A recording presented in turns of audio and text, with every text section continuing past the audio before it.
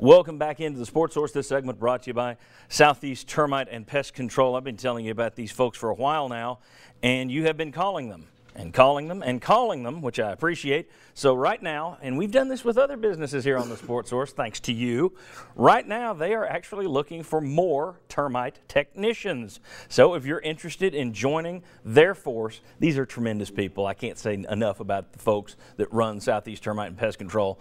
Good people. If you're interested in getting to work for them, they're looking for termite technicians. Give them a shout this week. And if you're looking for somebody to come in there and get the bugs out of your house, Southeast Termite and Pest Control. And once again, from me to you, thanks for supporting our sponsors like that. Love to hear them adding staff. All right. Back with these guys, the VFLs. Normally we answer Twitter questions here. Today we'll do that in our overtime segment, okay? So that'll be online a little bit later. But today I just want to simply ask you, with Tennessee playing the way they've been playing, and with the Josh Dobbs, I don't know that his foot's going to be better in a week. We know how Missouri has played Tennessee tough since they've been in the SEC. UT's never beaten them. It's going to be a rough night over there. You got Vanderbilt, whose defense is playing pretty darn good right now. Has their recent performance been good enough to get this team to 8-4? This is what I'll say. We know what you're going to say. Be honest. I'm gonna be clear. Okay. These last two performances, maybe not, but check the ones before then. We had some pretty good performances, and we took losses. So we're here complaining right now. I'm not complaining. Well, we're having questioning the effort of wins. No. I'm not questioning effort. I'm questioning the performance. Okay, performance. We're questioning performance of wins. I like that. Let's have another question performance next Sunday off the win. I like it. I like that. Are they playing well enough right now? Are they trending in the right direction? Do you look at this team and say, yeah, 8-4? Because I went out and said on Twitter last night, you better buckle your chin straps these next two games. Man, a few people immediately come back, you're an idiot. This is easy. These teams suck. Tennessee's going to whip them. And I thought, did you watch the last 2 weeks? Are they trending in the right direction? Are they trending in the right direction to beat Vandy in Missouri?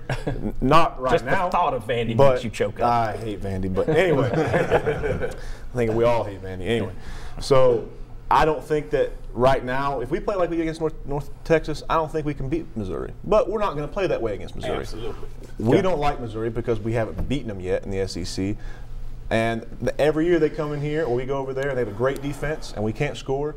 And that's going to be the biggest focus is our offense is going to have to score. Well, let me show you some numbers real quick before I get Shazan and Daniel in on this. All right, take a look at this. Dobbs in wins. These are his 5 FBS wins and his 4 FBS losses. You'll notice he runs for less yards than the losses, obviously. But the bigger difference is in those passing. He throws for 70 fewer yards, almost 80 fewer yards passing in losses. 2 yards per attempt less. He's under 6 yards per attempt in those 4 losses. Again, I know you want him to run. You need him to run. He's got to be a dual threat. But his passing is a big part of this. It would make up for the fact these games when he's not running well, he could help cover that. Now let me show you something else that helps his numbers. You see how often he throws to the right. This was yesterday against North Texas. 10 of 14 to his right. Only three passes between the hash marks yesterday. 4 of 7 to his left. But look at this. 7 of 7 passing behind the line of scrimmage. 6 of 9 from 0 to 10 yards. 11 yards or more, he was 3 of 8 yesterday. All right, so with those, and again, I'm not trying to beat up Josh Dobbs. I think he's got a high ceiling. I think he's banged up right now. He's playing hurt. But if you get that kind of performance from Josh Dobbs, Daniel and Shazan, do you beat Missouri? Before they go to defensive lineman, I want to caveat that. What I want to say is, did we count those drops in the first slide? We didn't count those drops he's had in that first slide we showed. No, he had some drops. Yeah, he did. It could have been touchdowns. Josh Malone last week against Carolina. That's all I want to say. Yeah. So yeah, that's fine. Yeah, beautiful. A good caveat. Good enough to beat Missouri. Yes, and I think the reason you have to look for South Carolina game, I thought they played well. When you consider everything that come in, new coach, new game plan, you got two games of film on it. You got a more talented team in South Carolina than what you've seen in some of the other teams.